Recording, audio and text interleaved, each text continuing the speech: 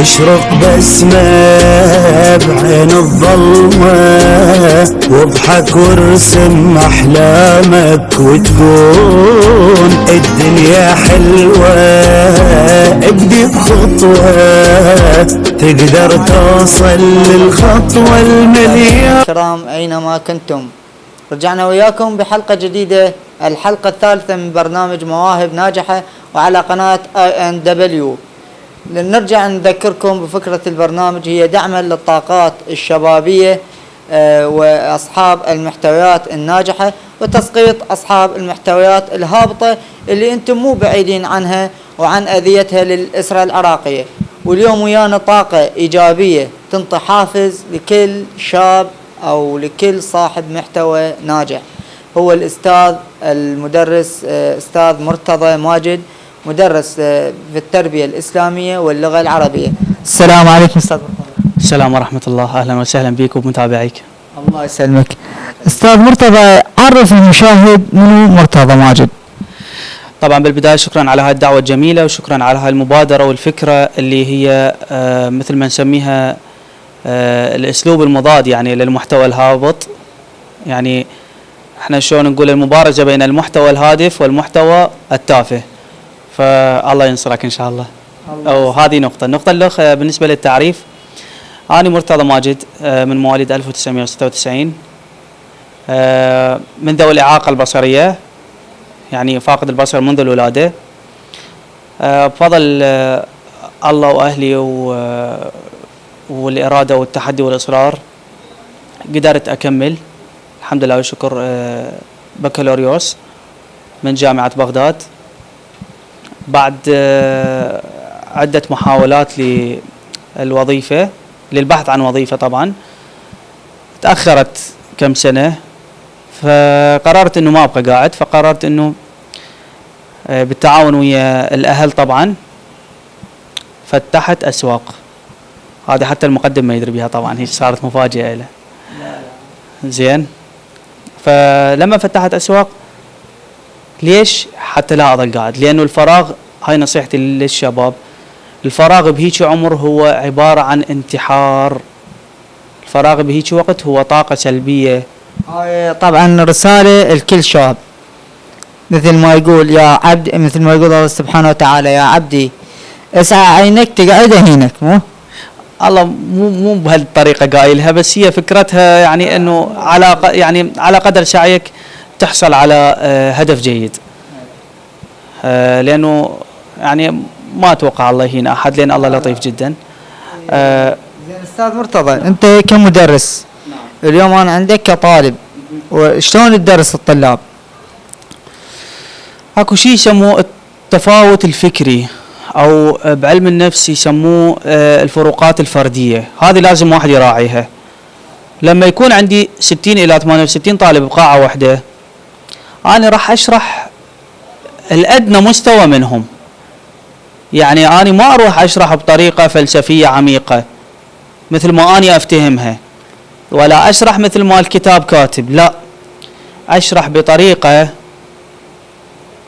على مستوى أقل عقل موجود عندي بالقاعة. ليش؟ لأن إذا افتهمها أقل عقل فأكبر عقل أكيد يفتهمها. فلما تنزل الأدنى مستوى وتوصله للمكان اللي أنت تريده، حتوصل للمعلومة بدون ملل، بدون تذمر، بدون يعني أضرب لهم أمثلة من الحياة.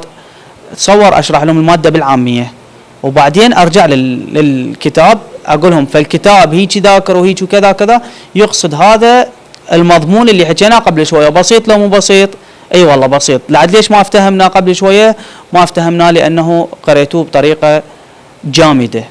فوظيفة المدرس هو ليس قارئ. المدرس مو برنامج قراءة، خب الطالب يقعد يقرأ الكتاب وينتهي الموضوع.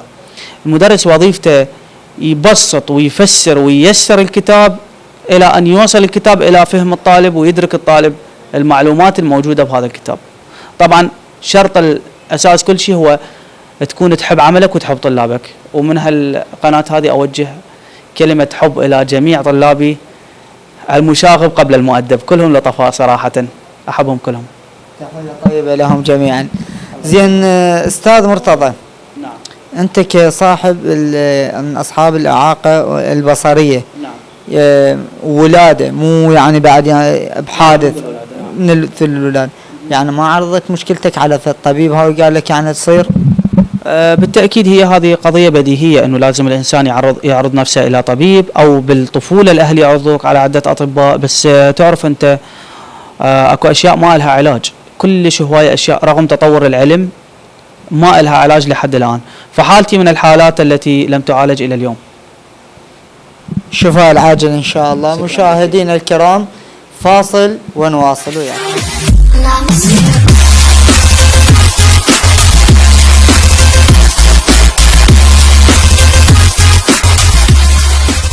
حياكم الله مشاهدينا الكرام، وعدنا اليكم بعد هذا الفاصل القصير لنكمل مع الاستاذ مرتضى ماجد.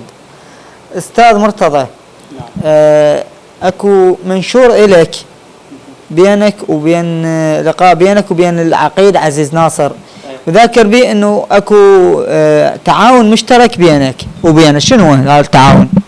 التعاون المشترك هو انه سيادة العقيد يجمع حسب اطلاعاته وتنقلاته الكثيرة ومعلومات البيانات اللي عنده او علاقات الناس به وتعليقات الناس له ورسائلهم، يجمع عدد من ذوي الإعاقة البصرية متفضلا يعني هو طبعا، حتى نبنيهم بناء صحيح. هذول المنعزلين المعدمين اللي بعدهم تحت الصفر، فنسوي تعاون مشترك انه نجمعهم ونغذيهم فكريا، نبنيهم من الصفر، التنقل، استخدام الجهاز، الدراسة، اللي عمره يسمح بالدراسة دراسة، واللي عمره خارجي، واللي حسب كل واحد حسب شنو اللي نقدر ندعمه به ندعمه. طبعا دعم معنوي بالتأكيد، لأن طاقاتنا يعني إمكانياتنا محدودة احنا، فحيكون دعم معنوي بدون أي مقابل، يعني تنقلنا وهذه ما نطلب أي مقابل. تحياتنا طبعا للعقيد عزيز ناصر. وانت ذكرت انه تعلمونهم شلون يستخدمون الجهاز. نعم. زين هسه انت هذا الجهاز اللي بيدك شلون تستخدمه، جهاز الموبايل؟ جهاز الموبايل راح اشرح لك هسه. اول شيء شرح وبعدين تطبيق.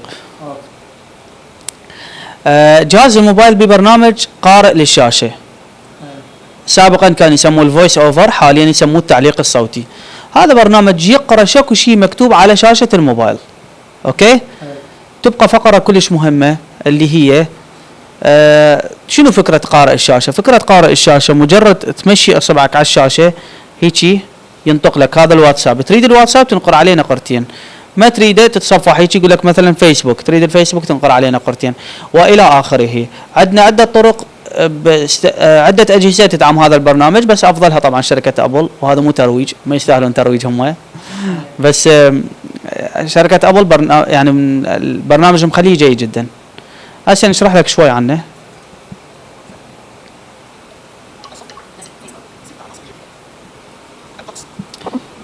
لحظة هسه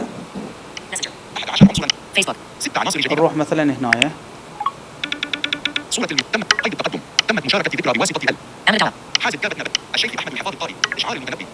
هسه مثلا هذا شعار المتنبي، هذا جروب حتى ما حد ماكو حقوق وما ادري شنو. عندما اتهمت ليلى العامرية بأنها لم تعشق قيس المجنون ليلى كما عشقها قالت لم يكن المجنون في حالة إلا وكنت كما كأن، لكنه باحث لم يكن المجنون في حالة إلا وكنت كما أنا. فهذا يقرأ لي، ده تسمع يمكن أخلي يسمع المشاهد أيضا حتى أعلي الصوت. عناوين، حاويات، اللغة، سرعة الكلام، 65%. كارينا لانسري.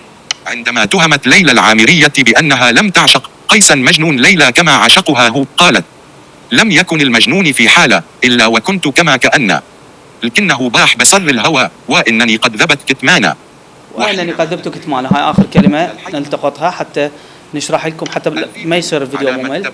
حقل النص. هسه نشرح لكم شلون مثلا أرد علق. حقل النص حق ألف راء واو عين تاء مسافة روعة. كارينا لانسري. اختيار صورة أوكي. حقل النص عرض يعني هسه كمنشور انت تنشره، يعني هاي كلها عليه شو نسوي لها؟ نشر مرتضى ماجد علق روعة الآن صفر قرأته؟ تفاعل ايه. اضغط ضغط مرتضى ماجد علق روعة. سمعته. سمعتوا هاي موجودة اي؟ اي هسه شو نسوي؟ نطلع من هنا هالشكل. Facebook. شلون 6 نتصفح عناصر مصفح؟ الصفحة. Facebook. 6 تيليجرام. تيليجرام. 7 و8. Envision. انفيجن، هذا انفيجن طبعا تطبيق مهم. Selfiex. سيلفيكس هذا تطبيق للكاميرا. YouTube. 100 يوتيوب. قارئ العمق واتساب. واتساب. 7 عناصر وإلى آخره. جديدة. يعني هسه كمنشورات هاي انت تكتبهن بيدك. منشورات، مراسلات، أي. كل هذه الاشياء كلها بيدك. بيدي. زين جيد. زين استاذ مرتضى، نعم. اليوم اصحاب المحتويات الهابطة معدومين اعلاميا وما حد مهتم بيهم كاصحاب محتوى ناجح، العفو، معدوم اعلاميا واصحاب الطاقات ايضا قليلين جدا، لكن نشوف اصحاب المحتوى الهابط واللي ياثر سلبيا ويؤذي العائله العراقيه خصوصا بكثره، والاعلام مهتم بيهم، مع احتراماتي لبعض الاعلاميين المفروض يوجهون نظرهم هكذا شخصيات، هكذا طاقات ايجابيه. انت نظرتك شنو عليهم او نظرتك للمحتوى الناجح والهابط؟ نعم. حشرح لك شغله مو تبريرا، انا كلش ضد المحتويات الهابطه، بس حشرح لك شغله كلش مهمه. صانع المحتوى الهابط اساسا المجتمع وليس صناع المحتوى. ليش؟ هاي يمكن اول مره تسمع بيها. قصدك من خلال تفاعلنا وياه؟ احسن، خلي اضرب لكم مثال انت ومشاهديك. هسه اليوم اني مثلا ابو اسواق، ابو كوزمتيك، ابو اي شيء، لما اجيب بضاعه وتمشي على السريع، ارجع اجيب بضاعه نوعيه ثانيه تنام على قلبي، يا بضاعه راح اجيبها؟ اكيد اللي تجيب البضاعه الزينه اللي تمشي على السريع. اللي تمشي على السريع. انت سميتها زينه ليش؟ لان تمشي على السريع. وراح تشجع عليها بقيه المحلات ليش؟ لان تمشي على السريع، بينما هي بضاعه رديئه. كذلك المحتوى الهابط انتشر بسبب تفاعل المجتمع وياه، انتشر بسبب انه بالمناسبه هسه خلي عالم ذره بالشارع يفتر، عالم ذره ايش كبره، وخلي واحد من ذول اليوتيوبريه، خلي واحد من ذول صمون 10 بليف راح يرفع علينا دعوه هسه. ساعدوني. زين. طبعا انا مو ضدهم شخصيا، ضد محتواهم فقط، هم شخصيا بشر ومعدمين وشافوا الشغل هيك ورمت والمجتمع طبعا هم اهم ضحيه للمجتمع، خاف ما تدري باكر عقب هذول واحدهم يكبر يباوع على نفسه لك كان سويت، قدمت من تنازلات، شخصيتي وين، كياني وين، فذول اهم ضحيه المجتمع، يضحك عليهم وبعدين يعوفهم. ومن اسمهم مصطلح الطشه، ترى هو يطش فتره وينتهي، فغرامتها اكبر هذه. على العموم فالمجتمع هو اللي دا يخلقهم، فانا اوجه رساله للمجتمع شويه كافي ازدواجيه، يعني تحجون عليهم وبعدين ترجع هو انت اللي متابعهم وانت اللي مسويهم وهذه وتحكي عليهم، بالتالي انت اللي كثرتهم. يعني هسه هذا مثلا اتفه واحد بهم لو طنشه مرتين ثلاثه يغير محتواه. وشكرا بعد ما تشوفه. بالضبط. وشكرا لوزاره الداخليه ايضا هم مشكورين، سووا عليهم حمله وان شاء الله تجيب نتيجه ان شاء الله. طبعا الشكر موصول الى وزاره الداخليه بحملتهم ضد اصحاب المحتويات الهابطه واعتقالاتهم، لكن مع الاسف نشوف تعليقات سخريه انه هذا الشخص مسنود، فلانه مسنوده.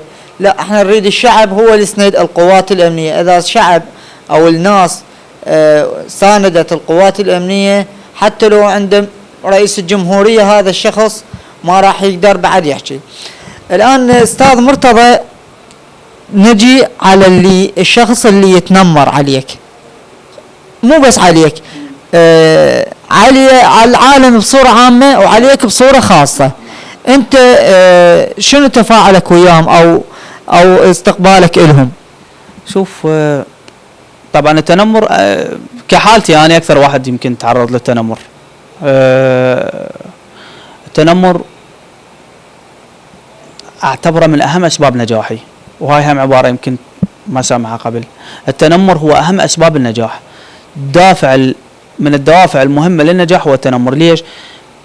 لان التنمر ترى هو تحدي مبطن، تحدي من واحد غبي ما عرف يصوغ الالفاظ بشكل جيد. يعني لما واحد يتنمر عليك مثلا ما تدبر فلان شغله، اوكي؟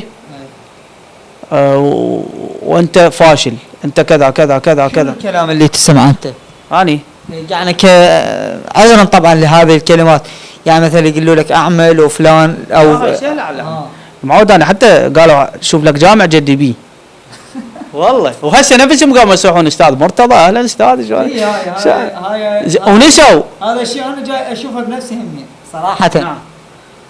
يعني وياي يعني يجي قدامي يسويني انا وبس، لكن بالظاهر هم يعني يطعن وبعدين هم يرجع. لا هسه هو شوف هسه خفوا التنمر، انا اريد تنمر جديد، ادعو الناس انه يتنمرون من جديد حتى واحد يصير له دافع اكبر. طبعا هاي مزحه، اكيد ما حد يعني يتمنى التنمر، بس هو التنمر اذا اجى فهو طاقه، والله العظيم دافع مهم وتحدي مهم. احنا ليش من واحد مثلا هسه اذا اقول لك انت تخاف من شو اسمه المصور؟ المصور طبعا تحياتنا له ابراهيم رحيم. تحياتنا لابراهيم. اذا مثلا انت معصب شوي واقول لك انت تخاف من ابراهيم ولو ما تخاف من عنده هسه تقوم تضربه وما ادري شنو، فد 3 4 يقول لك ايش شو تروح تسوي بشرفك؟ طبعا اقوم اضرب ابراهيم. زين احنا ليش بالشغلات التعبانه نروح ننفذ؟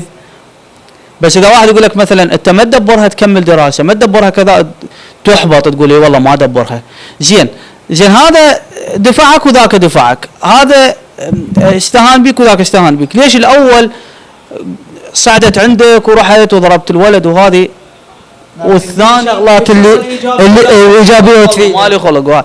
لا التنمر نقدر نحوله الى طاقه ايجابيه، الى دافع، الى تحدي، او نحوله الى دافع. ما اقول طاقه ايجابيه لان هو بالتاكيد بعض الناس يضعف قدامه، بس لا اتقوى والله حرامات.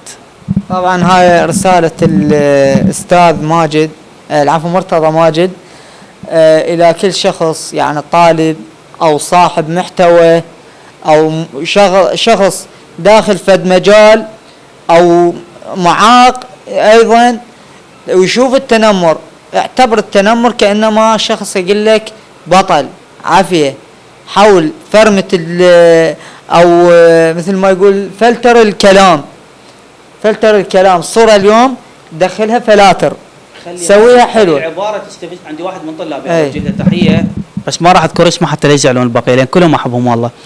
عندي واحد من طلابي احد سمع مرة من احد المدرسين قال له انت ما شي نجحك شي تجيب ما ادري شنو، فهو كان يعني شاد حيله اوكي، بس هذا الشيء استفزه اكثر، انطان دفاع اكثر وثبت جداره.